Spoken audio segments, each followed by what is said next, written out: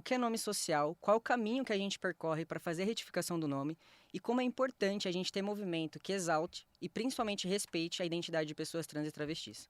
Quando o assunto é realidade trans, há muitas camadas envolvidas e principalmente muito tabu a ser quebrado.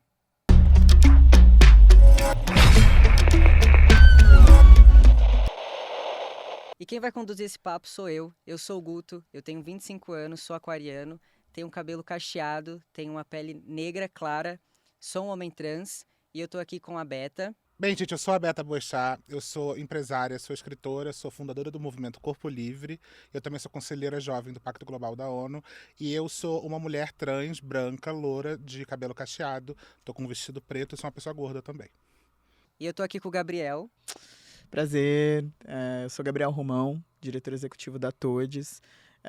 Sou pedagogo, sou um homem trans, negro, de pele clara, com cabelo cacheado. Estou usando uma blusa que tem as cores branca, rosa e azul e que representam a bandeira da comunidade trans e travesti. E sou um homem gordo. E também tô aqui com a Lívia. Oi, pessoal. Eu sou a Lívia Fávaro, tenho 40 anos, trabalho na PepsiCo, sou uma mulher cis, branca, loira, de olhos azuis e hoje estou usando uma roupa inteira preta. Bom, seguindo o motivo da gente estar aqui reunido, a gente precisa falar sobre a retificação do nome e da ação que a Doritos está apoiando, né, uma ação popular criada pela ANTRA e pela BGLT, que é a Associação Brasileira de Gays, Lésbicas, Bissexuais, Travestis e Intersexo. Para quem ainda não entendeu, mas em 2022 foi lançada a nova Carteira Nacional, né, que consta que será o novo RG, e ele de fato tem lá o nome social, mas ainda assim você precisa colocar o seu sexo e o seu nome de registro. E a gente precisa falar sobre como isso é violento, né, como isso nos violenta, assim. Então acho que a gente pode começar o nosso papo falando mais um pouco sobre isso. Legal, eu acho que assim, a entrada do nome social na carteira do RG assim, já foi uma vitória muito grande para as pessoas trans, principalmente porque é uma forma muito mais descomplicada de fazer isso do que realmente a retificação do nome. A gente sabe que a retificação, ainda para muitas pessoas trans, é algo muito difícil, primeiro que é extremamente burocrático e porque é caro, né? Então, assim, a inclusão do nome social hoje, assim que você faz já a renovação do RG, você pode colocar o seu nome social. Isso para mim foi um presente, porque quando eu coloquei o meu nome social ali, eu não imaginava que ia ser tão fácil, né? E hoje eu tenho um orgulho de ter meu nome social bem claro no meu RG. E hoje, para quem não sabe também, o modelo que a gente tem hoje é o nome social, ele aparece na frente, no lugar de destaque, e o nome de registro, que a gente chama de nome morto, né, aparece atrás, pequenininho. Então, assim, só se a pessoa procurar muito ali no documento que ela vai ver aquele nome de registro. Eu preciso muito refazer meu RG, e desde que esse modelo novo apareceu, eu falei que não ia refazer até que alguma coisa fosse feita.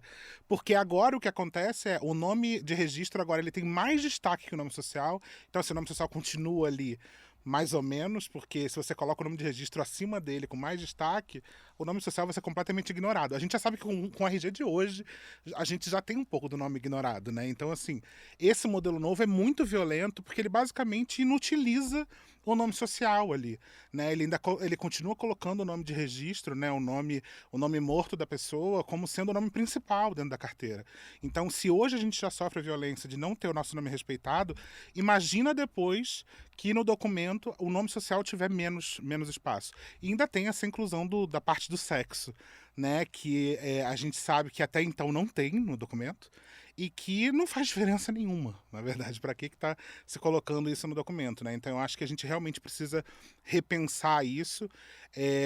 Pelo que eu sei, já começou-se a pensar em um outro modelo, mas eu acho que é muito importante a gente fazer isso porque quantas pessoas trans se beneficiaram com isso e quantas pessoas trans vão perder com esse modelo novo da carteira, né? Exato. E Gabi, você teve recentemente, né, a retificação de nome? Tive a retificação de nome, mas antes de ter a retificação de nome, o nome social foi um dos primeiros passos de apresentação do Gabriel no mundo, sabe? Eu lembro o quão emocionante foi ver a minha foto e o meu nome num documento.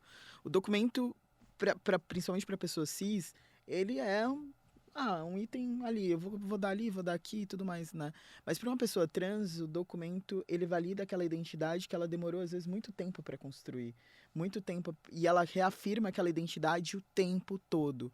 Ele contribui para... É uma validação, né? E que pode ser externa, social e burocrática, daquilo que você já é. Né? Exato. É uma garantia, às vezes, também de segurança. Então, por exemplo, eu tenho uma passabilidade. Passabilidade é quando assim, você está andando na rua, a pessoa não reconhece que você é uma pessoa trans. Sim. Isso me dá segurança em banheiro, em determinados espaços públicos. E ter o nome social só na frente me garante essa segurança na primeira vista. A partir do momento em que tem um RG onde tem os dois nomes, né? O meu nome morto e o Gabriel, as pessoas vão falar, ué, mas é Gabriel ou Gabriela? Eu perco essa passabilidade e eu perco essa segurança, porque pode ser um espaço violento para o meu corpo. Então, esse retrocesso do RG, na verdade, é uma afirmação pública de não reconhecimento da nossa identidade. Então, não é simplesmente, mas tem que ter o sexo porque por uma função, enfim, Que não para existe nenhuma identificação. função. Assim, disseram que era por uma identificação biológica em caso de acidente, mas assim, existem tantas outras formas para isso Exato. acontecer que não precisa violentar tanta gente para isso acontecer. Então, acho que a gente tem tecnologia suficiente para isso. Não precisa violentar os corpos trans e travestis que já são violentados todos os dias. E acho que faz parte da comunidade entender as múltiplas formas de existência na nossa sociedade e principalmente de respeitar, né, Sim. quem nós somos e respeitar a nossa existência nessa sociedade a partir do nome que nós escolhemos ter, da nossa identidade que a gente se reconheceu e da forma como a gente se posiciona e vive na sociedade. Quando eu retifiquei, eu já retifiquei direto, né? Tipo, eu não tive nome social. Na Ai, que verdade, alegria. o meu primeiro documento, minha primeira iniciativa com nome social foi porque todo o meu processo, né, de transição até hoje, hormonal no caso, é pelo SUS. Então, quando eu cheguei no postinho que tinha perto da minha casa, eu já tem toda aquela... Eu não sei se vocês têm isso, né? Mas quando a gente dá o nosso nome social, parece que a gente se sente mais seguro em ser a gente. Nos espaços, o nosso comportamento muda, a nossa postura muda sobre isso. E aí eu perguntei, assim, mais ou menos por cima, se seria possível colocar o meu nome social na guia de exame, né? E aí aconteceu, assim. Então eu tenho essa foto até hoje, eu segurando, assim, a guia do exame. Meu nome até então eu ia colocar só Guto, né? Mas aí depois, enfim, mudei e coloquei Augusto. E aí acho que é um dos momentos mais importantes, assim, que parece que eu tô tangibilizando a minha vivência. Eu tô tangibilizando a minha existência de fato. Mesmo eu sabendo que eu existo, quando eu coloco isso pro mundo e exponho que eu sou Guto, parece que eu tô validando a minha existência, sabe? Então acho que é muito sobre isso, assim, é um retrocesso de fato, porque isso dá margem para nos violentar, né? Tipo, a gente não tem uma segurança nem quando a gente está em qualquer ambiente que a gente precise da nossa identificação e abre espaço para muitas perguntas que talvez sejam até violentas. Exato. Acho que isso abre, além da violência, abre espaço para perguntas. Que você. Mas por que tem os dois nomes? Mas por que tem isso? Mas olha, eu acho que você. Assim, isso também não é uma violência física que pode acontecer pelo fato de estar ali exposto no primeiro, mas é uma violência emocional, é uma violência. E é constante. Já acontece, comigo acontece, eu ainda tenho o RG. E é muito interessante, né? Como o nome social é importante. Porque eu já fiz a retificação na certidão, mas eu não tô com aquela pressa de mudar os... Porque meu nome tá ali, entendeu? Tá ali, Gabriel, sou eu ali, né? Então, a retificação é extremamente importante para outras esferas. Então, meu CPF... E é importante pensar isso. O RG é um dos poucos documentos que a gente tem o nome social. O CPF continua o nome morto, os outros documentos. Então, você recebe ligação no banco, às vezes é um parto mudar. Até depois da retificação acontece. Exato. Quando você é uma pessoa empreendedora, você tem ali no CNPJ, às vezes, o seu nome que está no CPF. Então, assim, esse é um dos únicos espaços que garantem que que você pode exigir que seu nome esteja em determinados documentos. Então, no convênio, determinado, você fala, olha, meu nome social está aqui. E aí você vai ser atendido, ela vai ver de primeira. Agora imaginem, toda vez que você for apresentar RG, você tem que explicar porque existem 2 nomes ali. Não, e ainda existe uma percepção, assim, de que o nome social é uma alegoria, sabe? É uma fantasia daquela pessoa. E isso é uma coisa que pessoas trans, a gente sabe que a gente é afetado por isso o tempo inteiro. Como se a gente estivesse performando apenas que a gente é o que a gente é, mas, na verdade, lá no fundo, a gente não é aquilo. Então, eu acho que o nome de registro junto do nome social traz um pouco dessa ideia de tipo, não, aqui tá o nome que você finge que é para a sociedade, mas o seu nome verdadeiro também tá aqui assim. O seu gênero de verdade também, O porque seu gênero de verdade, o seu nome de verdade. Então, assim, vamos parar de brincadeira, assim, qual é o seu nome de verdade? Então, a gente sabe que a gente é violentado o tempo inteiro com isso. E ter esses 2 nomes ali mostra isso. É como se, assim, a gente está dando uma abertura para você poder escolher seu nome, mas no fundo a gente sabe que seu nome é esse outro. Tanto que ele tá aqui em cima. e é muito, muito pesado o sexo, né? O sexo. Como se a gente, de novo, é reduzido a uma biologia, né? Porque não se pergunta identidade, não se pergunta... Até um amigo me falou assim, nossa, que demodê, que antigo o Brasil usar sexo ainda. Só não, né? Porque é isso, sexo. O que é o sexo biológico, né? E aí, também, de novo, se resume a existência em 2 sexos biológicos, masculino e feminino. Se apaga completamente o intersexo, Exato. que é uma vivência biológica. Então, assim, ele é violento em tantas formas que eu não entendo como que ainda... Que isso... Alguém olhou para aquilo e falou, que boa ideia. Faz sentido. Não, e a gente também pode falar sobre como a pauta de pessoas trans está sendo mais falada, né? Não sei se vocês têm essa percepção, mas eu tenho 25 anos. Mas ainda assim, quando eu me entendi uma pessoa trans, eu não tinha muito acesso e não tinha muita informação, assim. Então, ao mesmo tempo, eu tive que ser a minha própria informação. E eu acho que hoje, né, essa galera que vem, essa galera mais jovem, adolescente hoje, dos anos 2000, ele já consegue identificar, né? Tipo, a galera trans já consegue se identificar como uma pessoa trans. Não sei no caso de vocês, mas quando eu me entendi uma pessoa trans, eu achava que eu era o único no mundo. Então, eu pensei e falei, meu Deus, eu vou mudar tudo, eu vou mudar completamente. Eu queria ir para um lugar que só existisse eu e voltar, tipo, a morar no mesmo bairro como se nada tivesse acontecido, já mudado completamente. Então, eu acho super importante a gente ter uma iniciativa dessa, como essa, da gente gerar essa informação para as pessoas que estão buscando essa informação, né? Porque, de fato, a burocracia existente para retificação de nome é bizarra, assim. Quando eu retifiquei o meu nome, eu tive que... Eu nem sabia que existia. Na verdade, eu achava que certidão era só certidão de nascimento. Mas quando você faz a retificação do nome, você precisa de umas 10 certidões.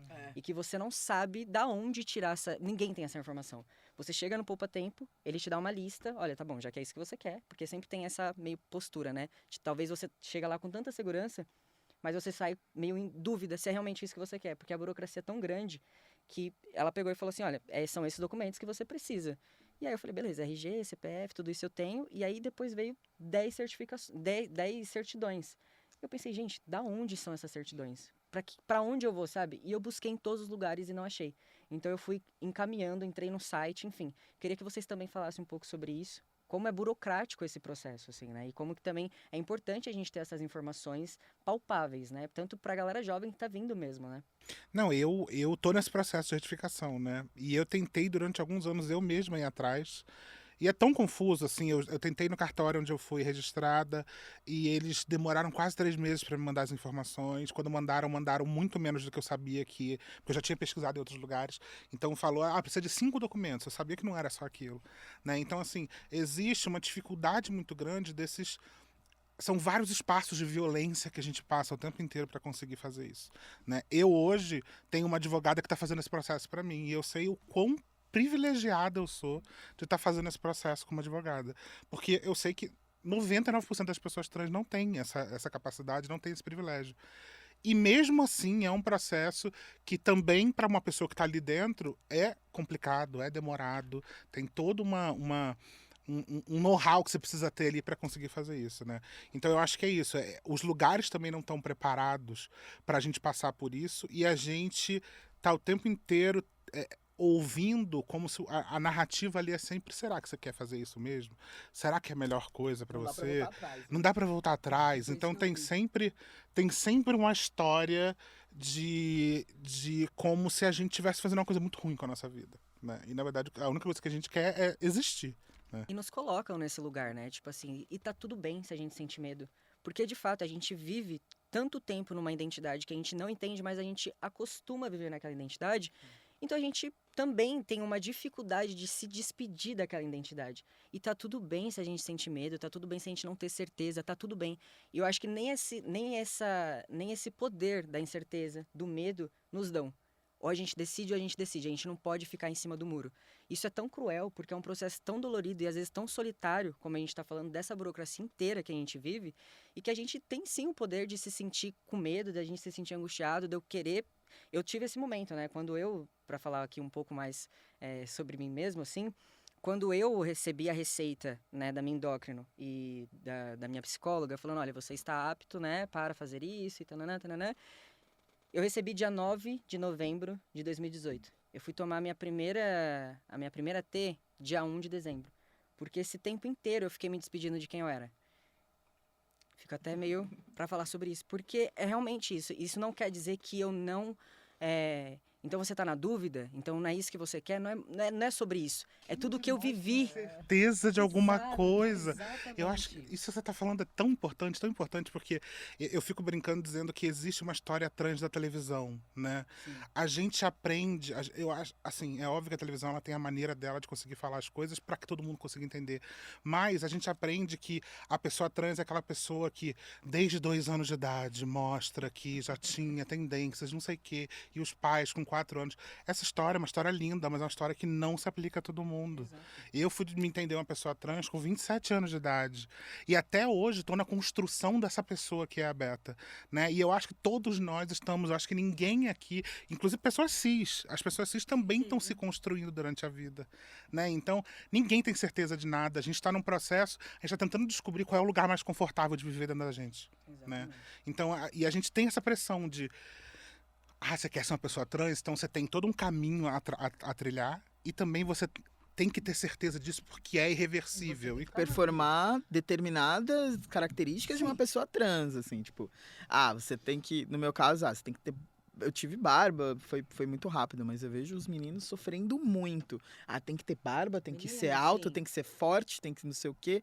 Tipo, tem que ser machista. tem que ser machista, porque parece que tá no combo ali, né? Entre a testosterona, machismo vai junto, assim. Mas eu acho que é interessante ver a idade de vocês, assim, e vocês... que é a importância das referências, né? E disso. Eu tenho 33, e aí eu sempre falo que eu tive que esperar 30 anos para ser quem eu sou.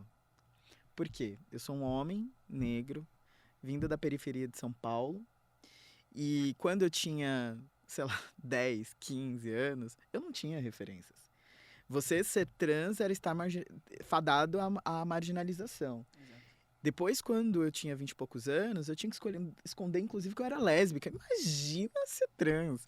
Assim, ser trans, inclusive, a palavra, né, trans, é um homem trans masculino. Acho que a minha referência mais próxima veio quando apareceu Ivana na novela, lembra? Que apareceu a Ivana, e aí também a romantização, né? Porque assim, até hoje eu não fiz a minha mastectomia porque é extremamente caro, tudo é caro, né? Eu não tive aquele sol no peito, né? Aquela coisa e tudo mais. Mas eu lembro que quando eu vi aquilo, eu tava num processo de depressão muito grande, assim, e eu não sabia por quê, eu não entendia. Pô, eu tenho minha carreira, eu tenho uma vida, eu tenho um namoro, o que tá acontecendo? Eu não sabia. Eu não me via no meu corpo, assim, eu não conseguia me olhar no espelho. E aí eu vi aquilo que ela foi passando e tal, e falei, olha, não é que isso aí parece? E aí, eu não me limitei àquilo, eu fui atrás de influenciadores, eu fui atrás de referência, eu falei, cara, é isso, eu sempre soube disso, mas a ficha caiu, assim. Então, a minha transição, ela foi não era desde aquilo, né, enfim, mas eu tive uma certeza, porque eu tive medo do hormônio, eu tive medo de ter trombose, eu ainda sou obcecado. Eu falei, ai, gente, eu vou colocar isso aqui, eu vou morrer. Aí, porque dá medo, porque são hormônios dentro do seu corpo. E que a gente também, de fato, consome esses hormônios para usar as tecnologias a nosso favor para reafirmar nossa identidade de gênero dentro da sociedade. E isso também é um outro assunto que dá... é gigante. Mas assim, eu tive que esperar esses 30 anos, ou eu esperei esses 30 anos, primeiro, porque me faltaram referências, né? Segundo, porque eu tinha medo de ficar fora do mercado de trabalho, porque quando a gente olha para o mercado de trabalho, eu já tinha poucas referências de lideranças negras, quiçá trans, assim. Hoje eu sou uma das poucas altas lideranças negras e trans do mundo. Se a gente for olhar o Brasil, então, a gente chora, né? E aí, por último, porque eu não tinha uma estabilidade, de certeza de que minha família ia acolher, meus amigos, sim, são ótimos. Mais ou menos. Né, amorosa, enfim. E aí, é o que eu sempre penso, assim, quando a gente pensa na juventude, é nosso papel também, de alguma forma, abrir portas para os próximos. Sim. Então, então, o trabalho que a Beta faz, às vezes eu olho e falo, nossa, eu passo por isso também, isso me contribui. Quando a gente troca, ou então o projeto do Respeito à Minha Identidade, então, eu como pessoa trans, que demorei 30 anos, poxa, agora que eu recebi minha certificação num projeto de mutirão patrocinado por uma iniciativa privada.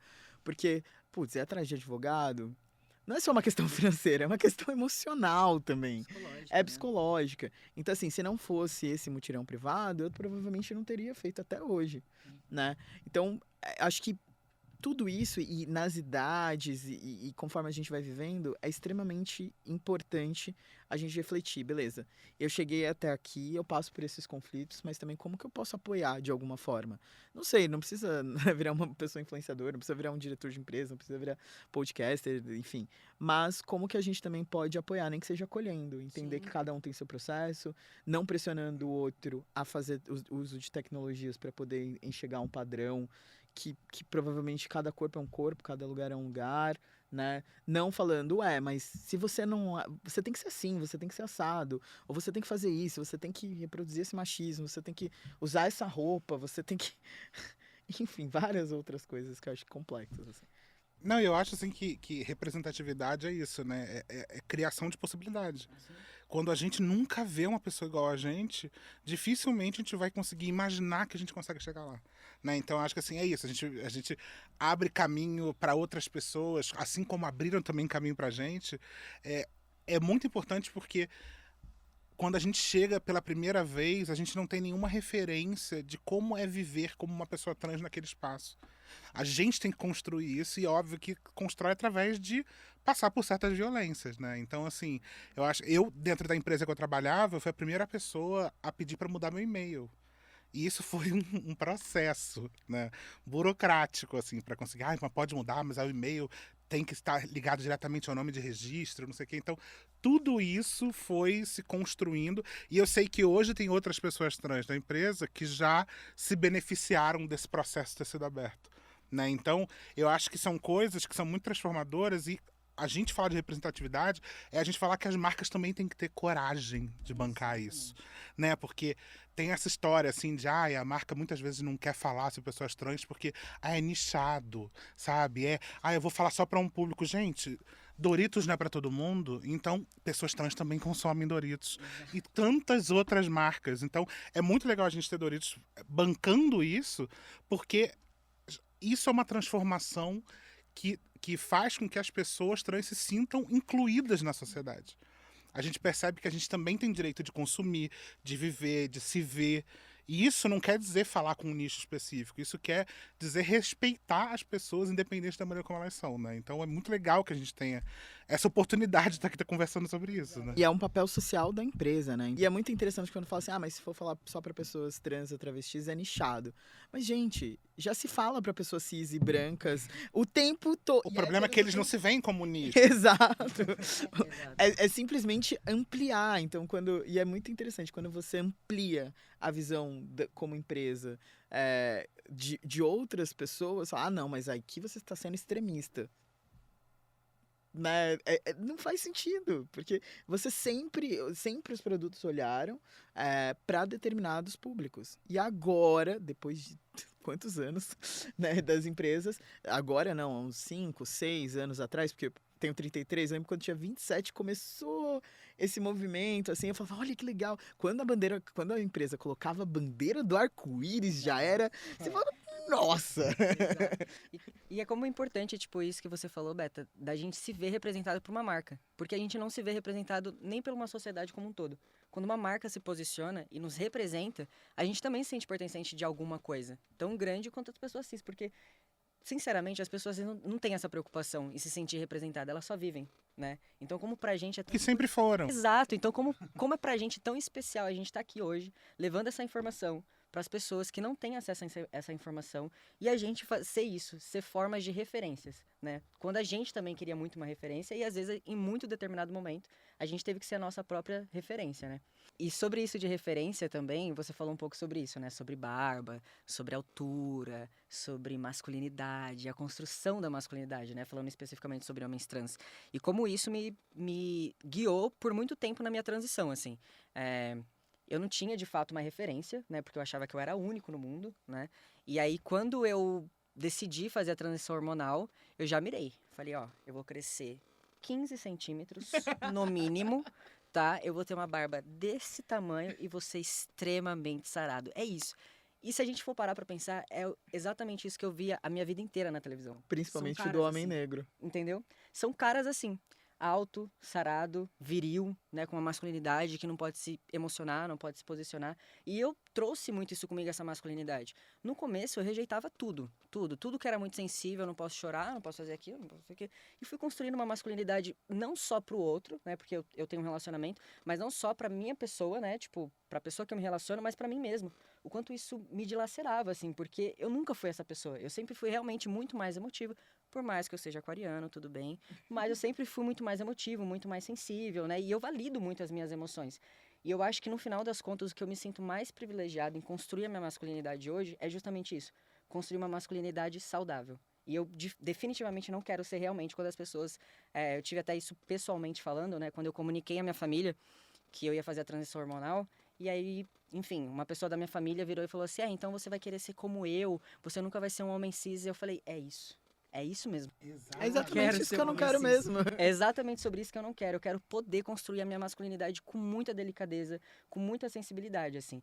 E eu não sei se você passou por isso, né? Porque, de fato, eu acho que é super importante a gente falar sobre aqui. Por isso que a gente tem 3 pessoas trans para falar sobre vivência trans, porque cada vivência é única. Mas, de alguma forma, serve como referencial.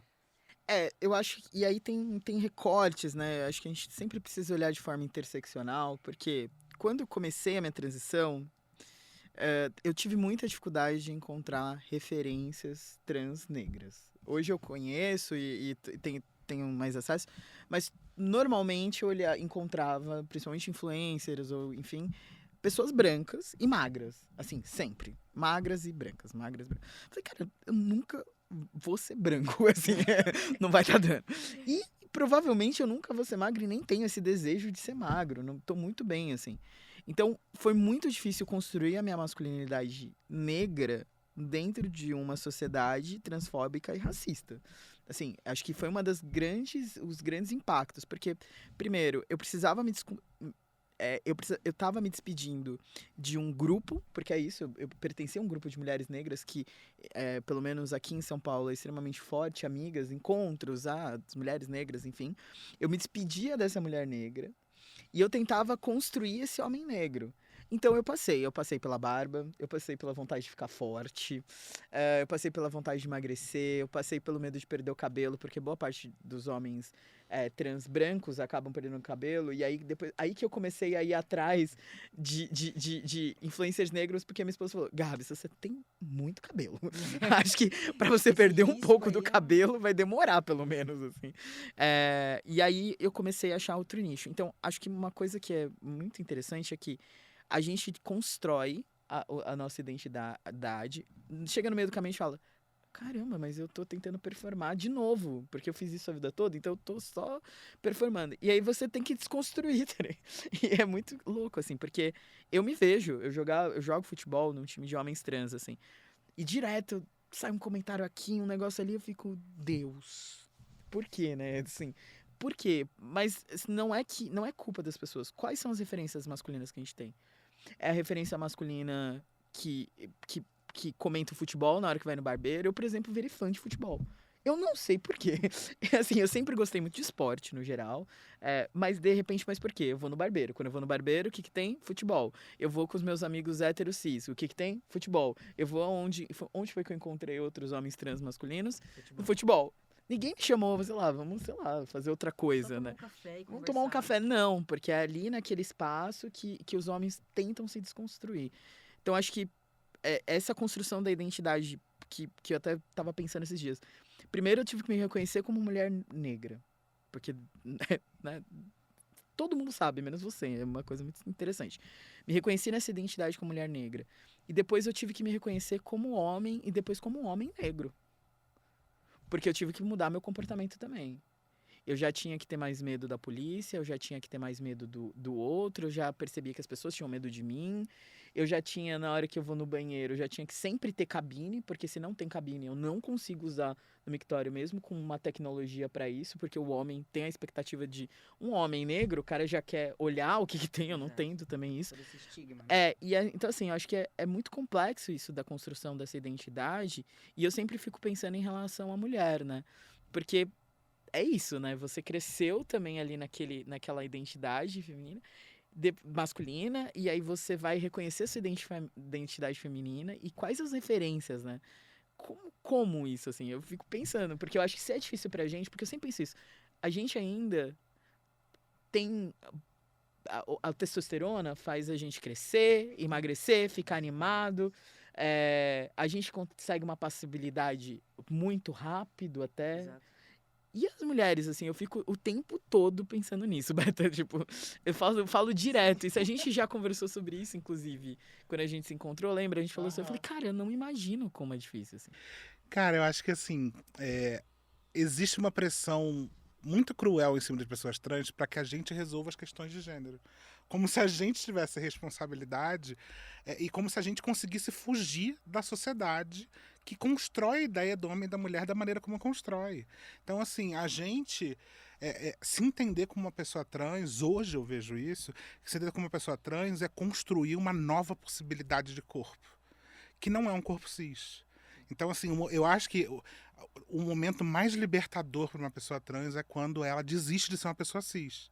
Porque a gente está sempre nessa busca, porque a gente está dentro desse lugar, que a gente sabe que a gente vai ser mais respeitada, que a gente sabe que a gente vai ser, que a gente vai ter mais um olhar muito mais carinhoso do outro, se a gente performar aquele gênero que está dentro dessa expectativa da pessoa.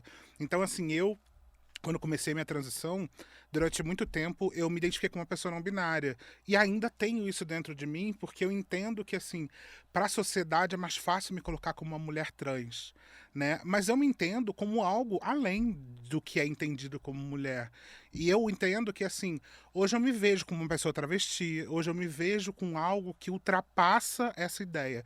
Ao mesmo tempo, eu sofri muito, porque a minha voz não é feminina, e isso é uma coisa que sempre ainda traz muita dificuldade para mim. E a minha questão dos pelos no rosto. Que é uma coisa que, assim, eu já fiz mais de 2 anos de laser e não sai. Então, e eu sei que isso é uma das coisas que mais me faz ser lida como um homem.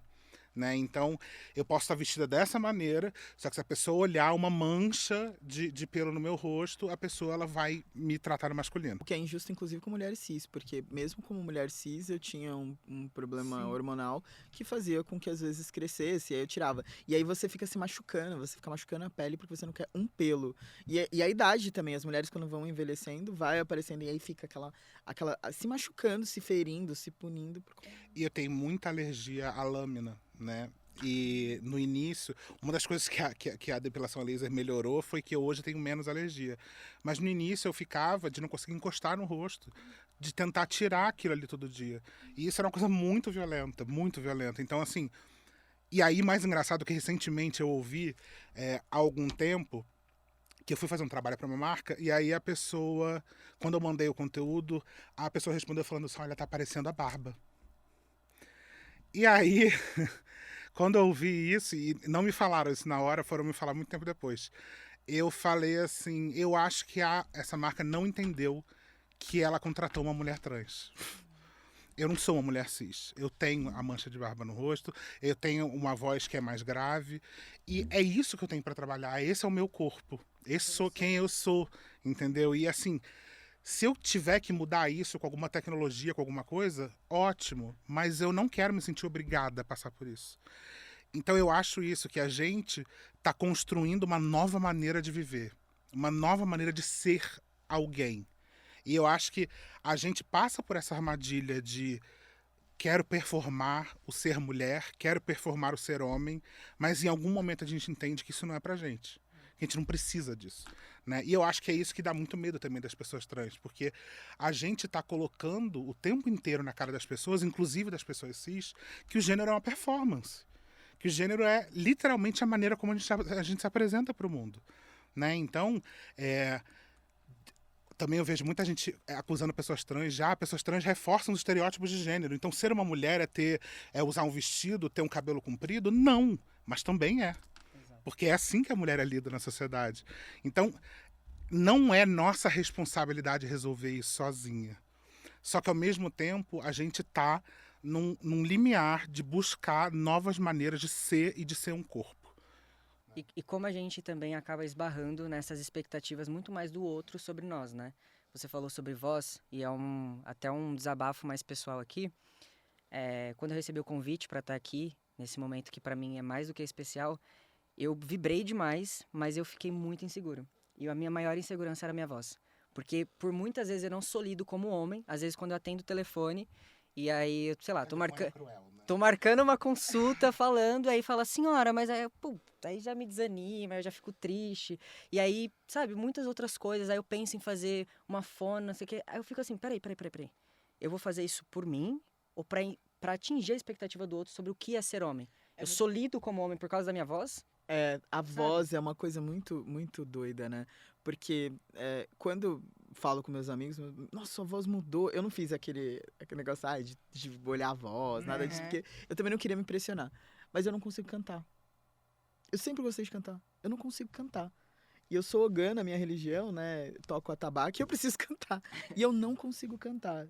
A minha voz falha, Aí falaram, não, mas não é uma coisa biológica. Eu fui atrás e falou, não, é emocional. Minha voz não sai, eu não consigo cantar. Ora porque eu acho que tá grave, ora porque eu acho que tá fina, ora... E aí eu fico, tipo, cara, mas a minha voz, tipo... E isso também, quando a gente pensa em masculinidade ou em outras formas de existência, a voz é o modo como você se expressa no mundo, você coloca o seu sentimento. Quando você não consegue cantar, você tem medo de falar e tudo mais, é um medo de não receber, não ter o seu sentimento reconhecido pela sociedade. Exatamente. Muito doido, né? É muito doido isso. E, Beta, a gente tava falando sobre a retificação, né? E você falou que tá nesse passe e tudo mais. Eu acho que quando a gente anuncia pro mundo, né, sobre o nosso nome social, a gente espera também que os nossos pronomes sejam respeitados, né? E falados, né, da maneira correta. Mas a gente sabe que ainda assim há uma dificuldade, né, de pessoas cis de respeitar esses pronomes, assim. E eu acho que é super importante a gente falar sobre isso. Quando eu fui anunciar, principalmente mais proximamente da minha mãe, que para mim é o meu núcleo sobre família, foi desesperador para ela, né? Porque, enfim, 22 anos ela, ali, filha, nananana. E aí quando eu falei isso para ela, óbvio que gerou todo um burburinho, um ruído. E assim, sinceramente, eu tenho 5 anos, né, de transição hormonal, desde quando eu me entendi como homem trans. E tem 1 ano que a minha mãe me chama de filho. Então a gente teve um percalço assim gigantesco entre idas e vindas. E como isso pra gente é isso, né? Para as pessoas cis entenderem, visualizarem como que pra gente certas coisas que pra pessoa cis é ela, dela, dele, é simples. E pra gente quando a gente escuta ele, dele, lindo, linda, filha, como que pra gente bate de uma forma diferente, né? Acho que é importante falar sobre isso, né? Eu acho mais engraçado que, assim, não tem uma questão romântica também do pronome, né? Eu acho que, assim, no momento que eu me assumi como uma pessoa que usa pronomes femininos, ainda me incomodava muito quando me chamavam no feminino. Porque eu entendia que eu não tinha direito de fazer aquilo. Eu achava que eu ainda não performava feminilidade o suficiente, eu não gostava muito que algumas vezes me chamassem. Aquilo ali foi um processo de me entender dentro desse lugar. E assim, a minha mãe, eu acho que me chama de filha tem alguns meses, né? E meu pai ainda não conseguiu, mas tá, acho que no processo. E é muito estranho, no início é muito esquisito. Sim. Né? Muito esquisito. Porque parece que... Eu acho que como LGBT em geral, a gente acaba vivendo uma vida dupla. Sim. Principalmente dentro de casa e fora, né? A gente tem uma vida ali daquele filho ou filha dentro de casa, e fora a gente tem a vida que a gente quer ter. E aí eu acho que a transição é algo que faz com que esse mundo de fora invada a nossa casa de uma forma muito forte. Porque a gente passa a ter esse pensamento da maneira como a gente é tratada fora, dentro. E aí, essa junção, esse casamento dessas duas vidas, o dia que eu falei que eu era uma mulher e que eu pedi para que me chamasse no feminino, principalmente na minha casa, foi muito difícil, né? Agora, falando sobre pronomes em geral, assim, eu sinto que a gente ainda está dentro de uma bolha. A gente está falando de pessoas que moram em São Paulo, que moram em lugares onde as pessoas têm um pouco mais de consciência. Mas, se a gente for na esquina, a gente vai encontrar pessoas que nunca ouviram falar sobre pessoas que mudam seu próprio pronome. Então, eu acho que a gente tem que saber separar quando a pessoa está fazendo aquilo de forma violenta ou por ignorância, né? Então, assim, eu acho que, assim, por exemplo, eu não me sinto agredida quando minha mãe erra meu pronome. Porque eu entendo que é um processo. Eu me chamo no masculino milhões de vezes. Então, assim, é um processo que eu também tô, e já com tanto tempo já de transição, eu ainda tô me desacostumando em alguns lugares, né? Então, eu acho que, assim, tem pessoas que chamam você no pronome errado por ignorância e você ou deixa passar, porque muitas vezes não vale a pena a briga. Não vale estresse.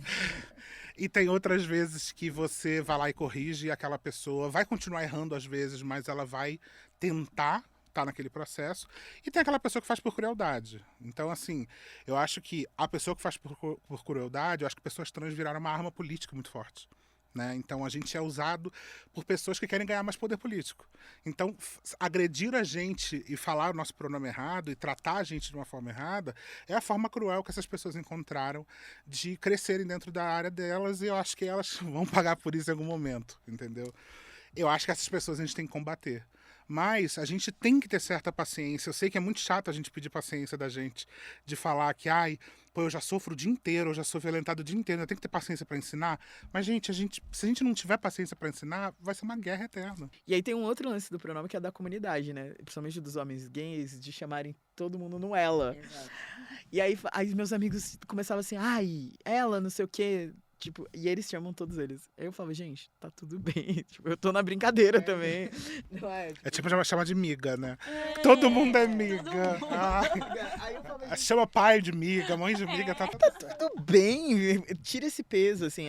Mas a gente sabe quando é de maldade. Quando erra o nosso nome de Exatamente. maldade. Sim. Quando erra o pronome. A gente. Principalmente quando, por mais que a gente tenha uma passabilidade, mas se alguém por acaso sabe da nossa história. Seja alguém que nos vê há muito tempo e depois a gente acaba se reencontrando e sabe da nossa história. E vê, né, tipo, no nosso caso, a gente tá falando sobre uma passabilidade, e vê aquilo, é impossível pra mim, hoje, assim, no sentido da passabilidade, é impossível errar. Então, quando eu enxergo, quando eu encontro pessoas, e sempre tem, mas fala assim, nossa, mas ela tá diferente. Ela quem? Sabe? Ela quem? Então a gente entende como a forma é violenta, né? E quando de fato é isso muito que você falou, assim, sobre a família, né? Sobre a minha mãe.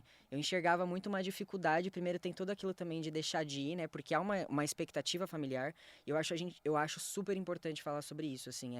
Isso é uma visão minha que eu tenho sobre a minha transição. E eu concordo que, dependendo da nossa rede de apoio, as pessoas sim transicionam com a gente, porque é um processo muito complicado, assim. Por exemplo, a minha namorada. Eu conheci a Vitória, eu tinha 17 anos. A gente tava no ensino médio. Então, assim, cabelão, entendeu? Uma sapatona caminhoneira e não sei o quê, nananana. Simplesmente aviso, falo, depois de, claro, muito processo. Olha, eu vou fazer a mudança hormonal, eu sou um cara trans e não sei o quê, nanana. Ela vai vir comigo. Ela vai vir comigo. Passou por muitas coisas. Quando a gente começa a tomar hormônio, é isso, né? A gente oscila pra caramba, né? Então a gente tá muito feliz, depois a gente tá muito triste, depois a gente tá muito chateado, depois a gente tá em êxtase, quer dominar o mundo. Então é um processo muito assim, né? Então eu também enxerguei isso da minha mãe, né? Com a minha mãe também foi esse processo. Então, assim, escolheu o meu nome quando descobriu, né, o meu sexo biologicamente, fez tudo aquilo pra mim, idealizou o mundo inteiro pra mim, fez tudo aquilo. Então eu preciso ser cuidadoso com ela também, né? Porque assim, tem toda também obviamente tem uma camada, né? Tipo, a minha mãe é uma mulher nordestina, mãe solo, criou dois filhos sozinha. Então, assim, abriu mão de muita coisa pra gente. Então, eu acho que é entender com carinho e com cuidado que também é difícil pra ela, assim como também é difícil pra mim, né? E tem muito aquilo. Eu também ficava muito na dúvida. Quando as pessoas me chamavam de Augusto, eu demorava muito pra responder. mesmo eu sabendo que aquele era o meu nome, assim. Então, tem todo esse processo, né, que a gente vive, assim. Então, eu acho super legítimo a gente validar também, principalmente da família, quando a gente sabe que o que mais reina é o amor, é o afeto. Então, eu enxerguei muito isso na minha mãe, por mais difícil que fosse para ela explicar pro mundo, porque tem muito disso, né? Mãe se sente culpada quando descobre que é mãe, já sai com uma culpa, né? Então, a minha mãe, eu acho que ela se sentia muito culpada do que o mundo ia pensar sobre mim. Então, quando ela vê que eu dei certo, né? Que eu dar certo pra mãe é isso, né? Ter um bom trabalho, conseguir se virar sozinho e tal. Então, eu acho que legitimar, né? Toda essa expectativa dela também. E também como foi difícil. E é difícil mesmo, de fato. Então, a gente aí com carinho. Claro que a gente consegue separar, né? Tipo, o que é com cuidado, o que não é, o que é de fato uma violência. E eu acho super importante também a gente terminar essa parte aqui, esse quadro, da gente falando sobre a Linda Quebrada, que tem uma frase que eu acho excelente também, que ela diz que não sou homem nem sou mulher, eu sou uma travesti. E a gente sabe que travesti é um ato muito mais político, né? E a gente sabe que os nossos corpos são políticos, né? Então eu acho super importante a gente falar sobre isso. Importante também a gente relembrar para as pessoas que o Brasil é o país que mais mata transexuais no mundo. Gente, isso é bizarro, é gigantesco, assim, a forma como isso... eu estava até conversando com um amigo que muitas das vezes as pessoas cis, elas não têm esse pensamento que a gente tem, mas acho que o único desejo a longo prazo que a gente tem é envelhecer, visto que a gente vive 35 anos a média. E é engraçado esse negócio dos 35. Não é engraçado, né? Enfim, é interessante, é curioso. Eu falo engraçado pra fazer o nicho com tudo que eu falo. É interessante os 35 anos, porque as pessoas acham que a gente vai virar purpurina, né? De repente, vai sumir. 35 anos sumiu. Já tô quase ali. Tá quase, hein? Mas não, é um conjunto enfim, um conjunto de coisas que fazem com que a nossa expectativa de vida seja esse, né? Sim. A violência, então, o RG, por exemplo, social, ter ali a nossa segurança do nosso nome pra gente garantir determinados espaços, enfim. Uma saúde, então, quantas pessoas não acabam fazendo a hormonização de forma irregular e sem Sozinha, acompanhamento médico, porque determinado estado, enfim, não tem uma política pública para aquilo. Também o afeto, quantas, assim, acho que nós três aqui, por acaso, temos um relacionamento amoroso, mas quantas pessoas trans não têm esse relacionamento amoroso? É educação, é trabalho, então é um conjunto porque nós somos seres, né, enfim, 360 é um conjunto 360 que faz com que a nossa expectativa de vida seja curta. Então, qual é o papel, aí de novo, né? Por isso que é importante a iniciativa privada também agir dessa forma. Porque também faz parte da iniciativa privada o papel de mudar essa realidade da nossa existência até os 35 anos de idade, né? Então, por exemplo, a gente falou aqui do hormônio, né? Do tempo de hormônio. Por que a gente tem medo de usar hormônio? Quantas pesquisas saíram em relação a isso? Será que não existiria outra tecnologia? Será que eu tenho que usar o mesmo hormônio que o cara usa para poder crescer na academia? Será que essa é a única forma? Será que as mulheres precisam passar por toda a oscilação emocional de usar o hormônio, né? Gestrinona, né? Nem lembro mais. Graças a Deus saí dessa fase. Mas enfim, o hormônio feminino para poder performar essa feminilidade, né? Então acho que isso é super importante pensar, né? O quanto a sociedade corrobora para a gente chegar no máximo a 35 anos, essa expectativa. Não, e pra gente ter pesquisa sobre isso, a gente não sabe até hoje quantas pessoas trans tem no Brasil. Mas porque há interesse de fazer esse tipo de pesquisa, a gente precisa existir para que exista interesse de que faça pesquisa sobre isso, né? Porque é isso, a gente está se utilizando de tecnologias hoje em dia para construir o nosso gênero que muitas vezes são experimentais. Exato. Né? Mas que a gente entende que se ninguém vai fazer, que façamos nós.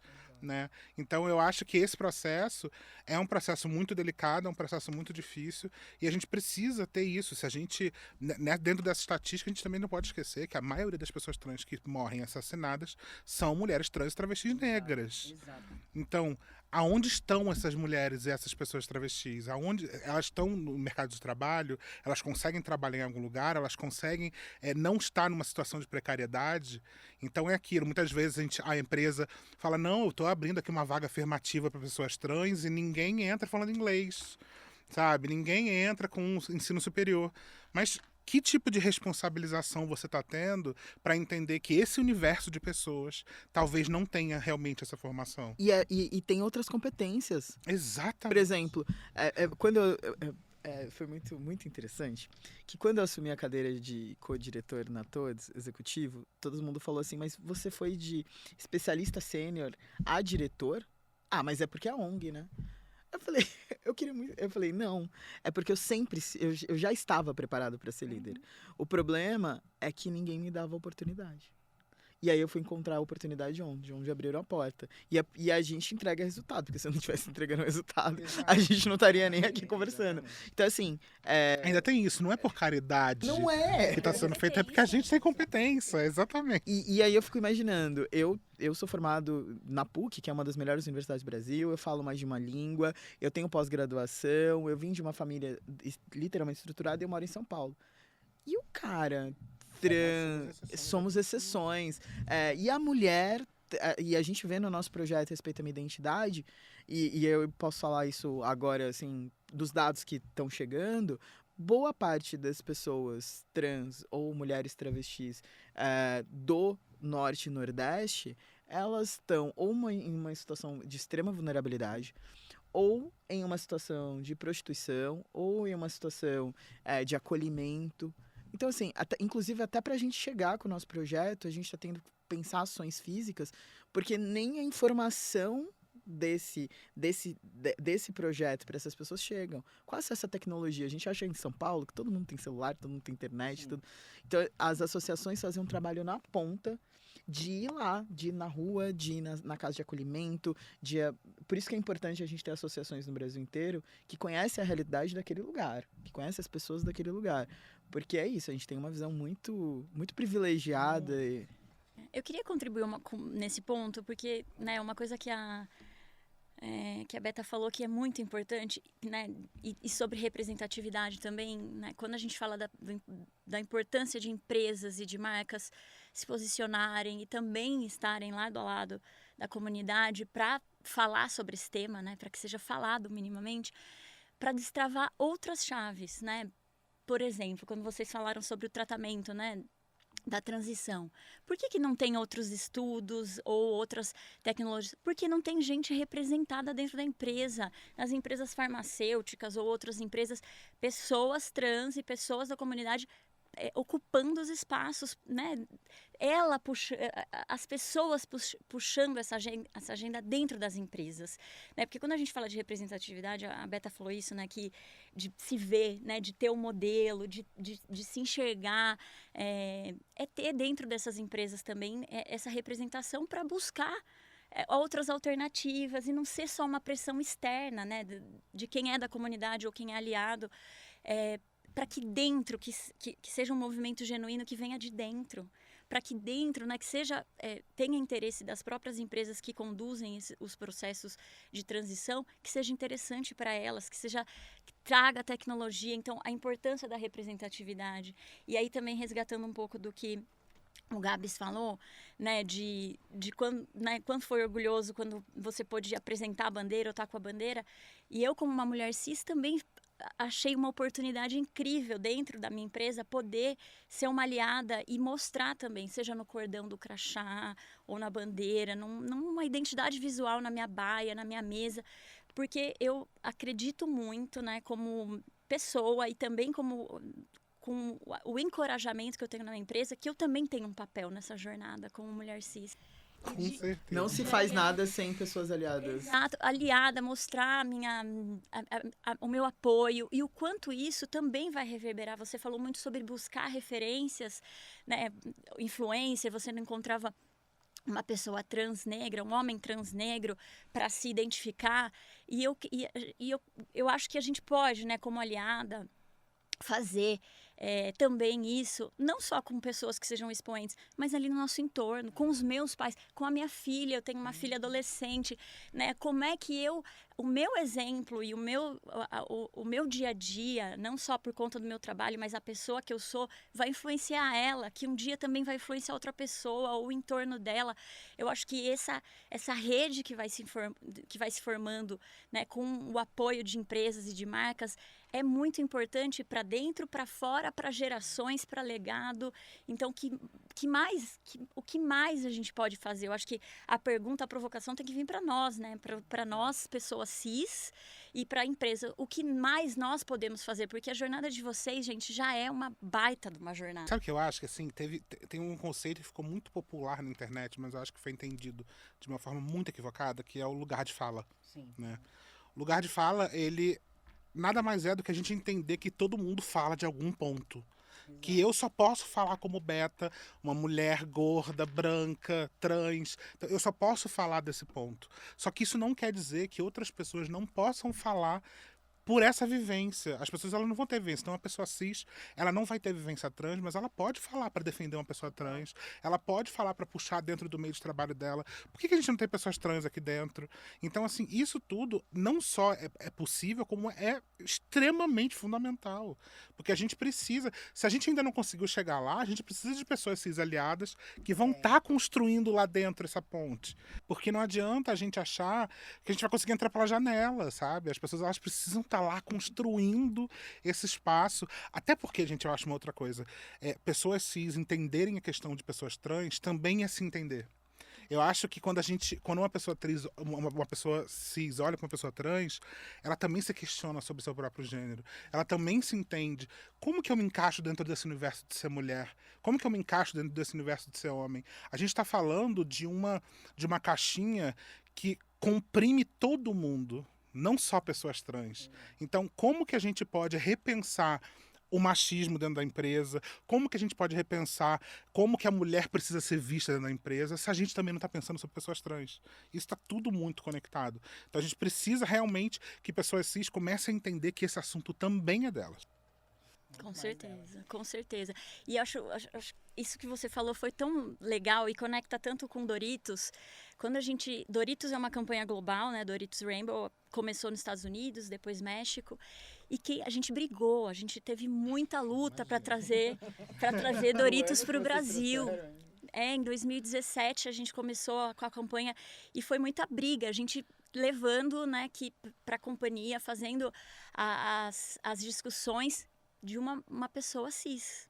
Então, olha a importância. A pessoa que ocupava o cargo naquele momento de vice-presidente de marketing era uma mulher cis. E ela tinha aquele poder de influência, ela tinha aquela posição e o cargo, e ela poderia não ter tomado essa decisão. E ela tomou essa decisão e convidou todos nós, né, a área que eu trabalho e os demais pares, para comprar essa briga e mostrar para a companhia por que o Brasil merecia trazer a campanha de Doritos Rainbow para cá, e de lá para cá são 7 anos já. Em outros momentos, né, acho que a história de Doritos Rainbow é muito interessante, né, no primeiro ano, apoiando uma organização, ainda se formalizando, acreditando no potencial daquela organização. E sabe uma coisa que eu acho interessante das campanhas? Porque a Doritos, ela tá presente há muito tempo, né? A gente tava até falando, eu comecei a lembrar.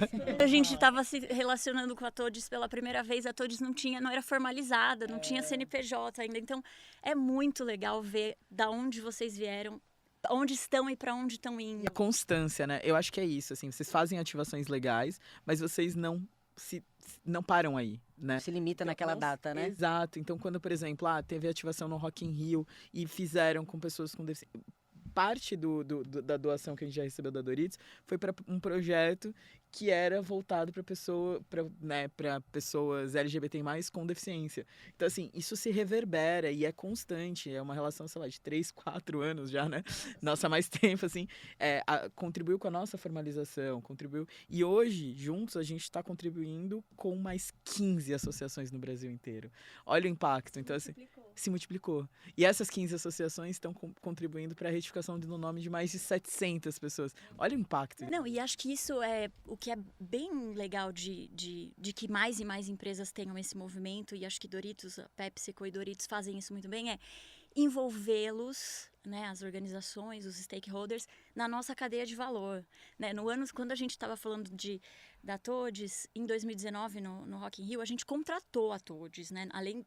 Óbvio, sempre remunerando os parceiros, mas adicionalmente, por uma competência da Todes, a organização que fez o vídeo de sensibilização para todo o staff, que foi um excedente, assim, que foi um presente de Doritos para o Rock in Rio, para o festival. de fazer toda a sensibilização sobre respeito e tolerância para o staff, para aquelas pessoas que ficam vendo o ingresso e que, infelizmente, ainda tem muita falta de tato para lidar com mulheres, com pessoas trans. E foi a Todes foi contratada para fazer isso. E eu acho que o que é mais legal é como é que a gente traz para a nossa cadeia de valor, para não deixar... Para que, óbvio, existe um momento que precisa ser assistencial, para a gente poder firmar ali, mas a gente precisa de coisas estruturantes, né? Para que o dia que Doritos não estiver mais lá, ou tiver com uma outra parceira, esta organização possa continuar. E em 2021, que foi no ano seguinte ao Um Beijo, Uma Doação, quando a gente fez a campanha com a Gloria Groove, que cantando, né, o hino Freedom, né, de George Michael, é um pouco desse recado, né, quando a gente traz a Linda Quebrada, é contratar essas pessoas, é remunerá-las e desmistificar um pouco, né, acho que uma coisa legal também que o Gabs falou é sobre quando a gente vai para outros lugares que você sai do território de São Paulo, existe um viés muito grande de que pessoas trans, pessoas da comunidade LGBT só trabalham ou com maquiagem, ou com moda, e a gente precisa desmistificar isso, a gente precisa trazer essas pessoas para cargos regulares, né? De administração, de RH, de médicos, advogados, publicitários como eu. Enfim, desmistificar que existe só um segmento no mercado de trabalho e formalizar o trabalho dessas pessoas, remunerá-las. Eu acho que para as próximas gerações o que Doritos busca muito é ser como qualquer coisa, né? Ser como qualquer pessoa, né? A gente falava muito sobre isso no último festival. Só é bold se é para todo mundo. Não pode ser bold só para as pessoas que são heteronormativas, brancas. Tem que ser para todo mundo, para quem tem deficiência, para quem é cis, para quem é trans. Então, eu acho que as mensagens que a gente transmite fazendo isso e explorando muito, né? Contratando Gloria Groove, como foi o exemplo, a própria Lin, e convidando o resto da organização, porque Doritos Rainbow provocou muitas mudanças internas também, né? Então, retificação de nome para funcionário passou a ser um benefício da companhia, puxado pela campanha. A campanha falou, poxa, mas a gente vai fazer isso para fora e não vai fazer para dentro? Então, fazer esse olhar, a gente tem um grupo de afinidade, o Equal, de pessoas aliadas e pessoas da comunidade que fazem letramento da companhia inteira, da alta liderança, do comitê executivo, até fábrica, até o chão de fábrica, até, né, frontline de vendas, contribuindo para que todos se sintam bem-vindos e acolhidos e representados.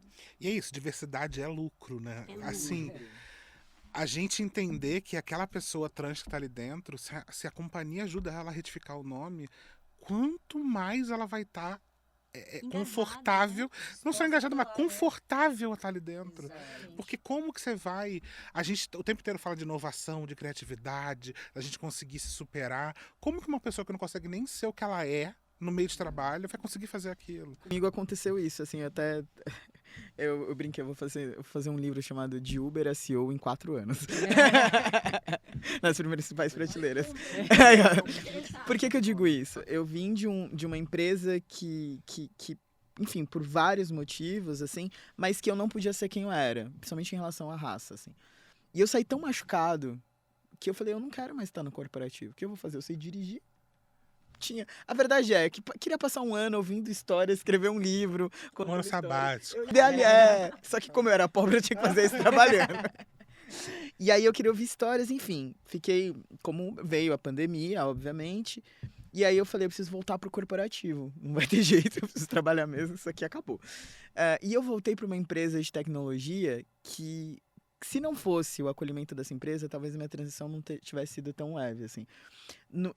Eu comuniquei, comigo foi muito rápido, assim, eu demoro para tomar uma decisão, mas a partir do momento que eu tomo uma decisão, é muito assim, eu tomei a decisão um dia, no outro dia eu comuniquei a empresa. Mas isso já estava em mim há 30 anos, né? Acho que tem esse ponto. Mas eu comuniquei a empresa, no outro dia meu e-mail estava trocado, no outro dia, assim, foi um dia, e a equipe me tratou, não errava. Acho que eu tive um privilégio muito grande de estar naquela equipe, naquela liderança específica. E a partir do momento que eu fui quem eu era, a minha carreira decolou. assim, decolou. Eu consegui entregar mais performance, eu consegui entregar mais resultado, eu consegui me orientar melhor, eu consegui... eu tinha ainda, óbvio, a depressão nunca acaba, né? Mas eu consegui me estabilizar em relação à minha depressão e eu voei. A minha vida pessoal mudou, a minha relação com meus amigos mudou, a minha relação com o trabalho mudou, a minha performance mudou, o meu resultado, o resultado que eu entregava para a empresa e o resultado da empresa. E aí, vim para a Todes não é simplesmente porque é uma empresa LGBT+. Eu vim por propósito, mas porque eu também tinha competência para entregar o resultado que a Todes precisava. Então, é muito, né, que sempre o que você é. E aí eu fico imaginando, por isso que pessoas cis e brancas performam rápido, tanto rápido. Ela pode ser o que ela quiser. Ela passou a vida inteira sendo quem ela é, Exato. sem essa... Sem precisar gastar aquela energia extraordinária de levantar de manhã e falar o que hoje eu vou ter que fazer que não é fluido, que não é orgânico. E eu acho que o papel de empresas, né, e de marcas, Doritos faz muito essa provocação na nossa companhia, é exatamente essa reflexão. Empresas, no fim do dia, são feitas de pessoas para pessoas. Então, se a gente tiver tomadores... E não só... E eu acho isso uma opinião muito forte minha, que eu tenho também levado às provocações. E não somente em cargos de entrada, acho que são importantes, mas em cargos de liderança. Tomadores de decisão. Tomadores de decisão que possam realmente mexer a agulha dentro das organizações. Então, eu estou feliz demais de saber que você expandiu na sua carreira, porque você abriu a porta para quantas outras pessoas. Porque é isso, a gente está mostrando um resultado no projeto que é... E é muito... Quem está nos bastidores desse projeto? Sou eu, que sou uma pessoa transnegra. É uma mulher que ela é cis, mas é uma mulher negra de 52 anos que o mercado não valorizou da forma que... Etarismo também. É outra mulher travesti nordestina. Então, quem está nos bastidores são as pessoas que o mercado não vê entrega, não vê performance. Mas é que tem quem está entregando o resultado. E eu acho que a campanha, né, Respeita a Minha Identidade, que Doritos, nessa última edição, né, celebrando 7 anos esse ano de Doritos Rainbow, é um pouco desse manifesto, né, de olha só a jornada toda que Doritos teve em 7 anos. Imagina a vida de todas essas pessoas, quando é que começou essa jornada. É importante a gente dar o próximo passo, e é um retrocesso, né, como a gente todos aqui falaram, é um retrocesso, não vamos deixar voltar para trás, uma coisa que não tem sentido. Acho que a provocação da Beta é muito importante. Faz sentido? O que vai mudar ter isso ou não?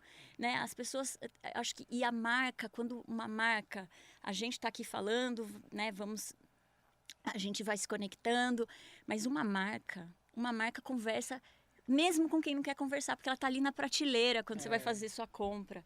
Ela está ali no posto de gasolina, ela está na padaria, ela conversa. E só o fato de ter um pacote trazendo as cores da bandeira já faz uma provocação para a sociedade. Até porque as marcas elas precisam entender que quando elas não se posicionam, elas estão se posicionando. Também é um posicionamento. Então, assim, e a gente já vê isso por pesquisa, que as novas gerações só consomem aquilo que faz sentido para elas. Porque não é sobre a gente falar sobre um nicho específico. Quantas pessoas trans tem no Brasil? Será que é uma massa suficientemente grande para mexer? Não é essa a questão. É qual é o mundo que a gente quer construir para o futuro.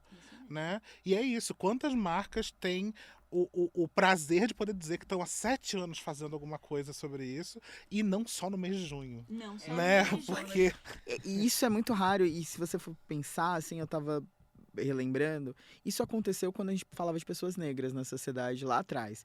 Não tinham produtos voltados especificamente para o cabelo negro, para o corpo negro, né? Enfim. E aí não tinham-se pesquisas suficientes para justificar esses produtos. Depois se fez uma pesquisa, 52% da população negra, se viu um poder de consumo, começou a ter esse poder. Até quando as marcas vão ignorar a massa e o poder de consumo da população LGBT+, para justificar o seu não posicionamento? Mas a gente está passando por uma transição que é muito difícil, porque eu acho que a gente ainda tem muita gente no mercado que viveu a época onde a comunicação era top-down, assim, onde a comunicação era a comercial do Jornal Nacional, que falava para todo o Brasil. e que não tinha como você falar com um nicho específico, você tinha que falar com o maior número de pessoas possíveis. Então eu acho que a gente passa por uma dor, eu acho que no mercado publicitário, no mercado em geral, da gente entender que agora a gente tem que ter uma narrativa principal que fala com todo mundo de maneiras diferentes. Então, assim, Doritos não fala só com pessoas LGBTs, mas também fala e tem um foco específico para aquilo. Então eu acho que é a gente entender isso, que hoje a narrativa da marca, ela ultrapassou só a marca. Agora as pessoas também constroem junto aquela narrativa. Sim. Então as marcas precisam ter essa humildade e essa maturidade de entender que elas precisam sim focar em mais de um grupo. Entendeu? Eu acho que é o básico. Sabe aquela corrente do bem que não dá para ser mais. E tem muito essa provocação, né? Doritos acho que questionou e trouxe muito. Não é porque sempre foi feito assim que tem que continuar sendo feito assim. E a gente, né, acredita que pode ser diferente e pode ser melhor. Um pouco do que a Beta falou o que a gente quer deixar, qual que é o legado que a gente quer deixar, né? Porque hoje a gente está aqui, daqui a alguns anos, tomara que muitos, né, não estamos mais, mas quem é que vem aqui para trás, que dá essa consistência, que continua, porque a gente tem um mundo melhor. Mas acho que a gente pode falar um pouco sobre essa iniciativa da Doritos, né, junto com a Antra, com a Todes, sobre a retificação do nome, né? É uma iniciativa que veio, na verdade, para reafirmar, né, quando a gente estava falando aqui sobre como é importante uma marca estar junto para fazer esse tipo de políticas afirmativas, e aí onde a gente cresce também a nossa caminhada, né, como pessoas trans e travestis. E aí eu também acho super importante a gente falar sobre essa iniciativa, que foi lançada no Dia da Visibilidade Trans, que é no dia 29 de janeiro, e isso tem como intuito retificar mais ou menos 700 pessoas, né? E aí a gente também acha super importante, do nosso papo que a gente teve, a gente falou muito sobre como cada vivência é única e também onde essas pessoas estão. Então nós, como pessoas trans aqui, estamos aqui. Isso é muito positivo. Mas existem outras pessoas trans que não têm acesso, né? Que estão marginalizadas, né? Que estão numa camada mais de violência. E também falar sobre como essa iniciativa é focada justamente um pouco mais descentralizada, né? Focando nessas pessoas que estão em situação de vulnerabilidade. Então acho super legal vocês falarem como é que tá esse processo, qual que é já o número dessas pessoas inscritas. Acho que a galera quer saber, acho que vai ser legal. Legal. Bom, o Respeito à Minha Identidade começou numa conversa, na construção da campanha na última campanha de Rainbow, porque o tema era muito quente, né? Precisava de um olhar mais atento. E aí a gente foi entender como é que a gente poderia apoiar um movimento, né? A gente não queria uma coisa proprietária, Doritos inventando alguma coisa, a gente queria valorizar o que as organizações já estavam fazendo. E a Antra é nosso parceiro há muito tempo, assim como a Todes, e eles estavam lançando o abaixo-assinado contra, né? Fazendo um questionamento para a nova certidão de identidade, a carteira URG.